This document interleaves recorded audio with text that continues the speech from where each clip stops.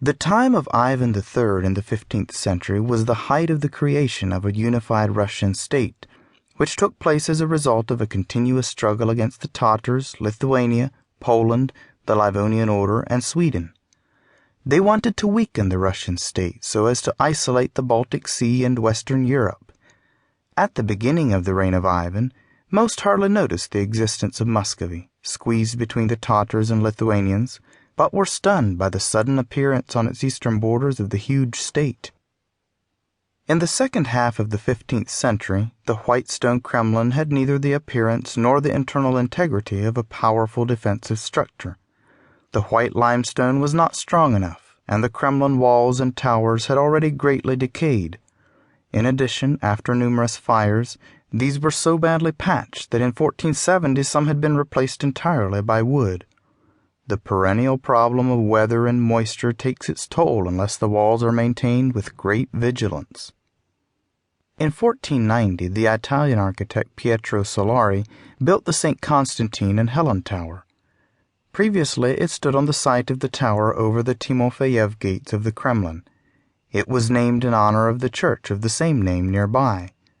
The original purpose of the tower was the protection of the surrounding area from any kind of external threat, so its design involved the construction of a military platform accessible only through a drawbridge, which made it difficult for the siege engines of the time.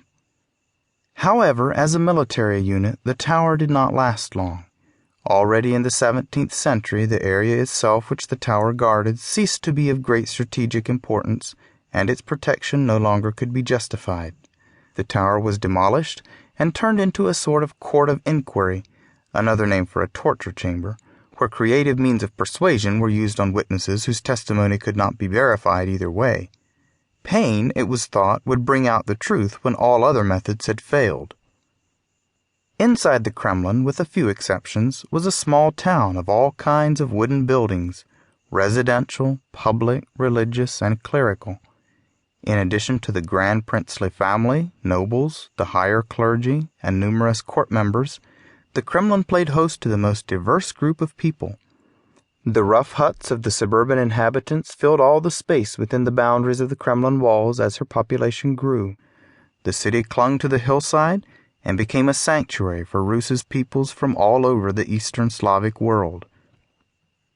Ivan III planned to rebuild the Kremlin to make it worthy of the residents of a mighty power and to become an invincible stronghold.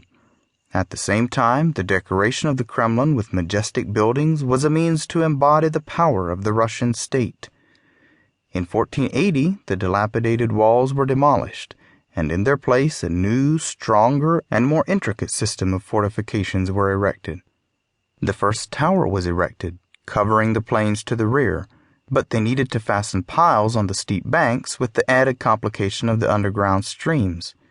It was necessary to strengthen the ground so that it could securely hold this stone mass.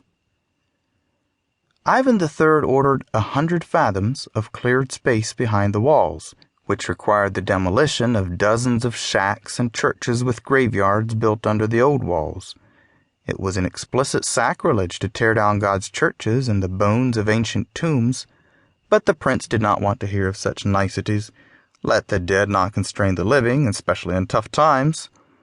And over these old relics of ancient Moscow, magnificent buildings, resplendent with the beauty of the new political mandate, were erected on the bones of the old. All the Kremlin, the walls, towers, and cathedrals, were from the hands of Russian masters collected from different cities. They built a strong Russian masonry unique to the Kremlin ensemble, which still impresses by all its grandeur and monumentality. It is literally the product of all Russia in terms of ideology, labor, raw materials, and purpose. Strengthening the Kremlin required Italian architects to create the whole experience of old Roman fortification systems. The concepts of the autonomous tower became an important contribution of Roman military engineering.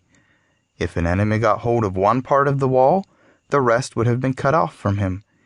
Each tower was an independent fortress and could function without regard to the others.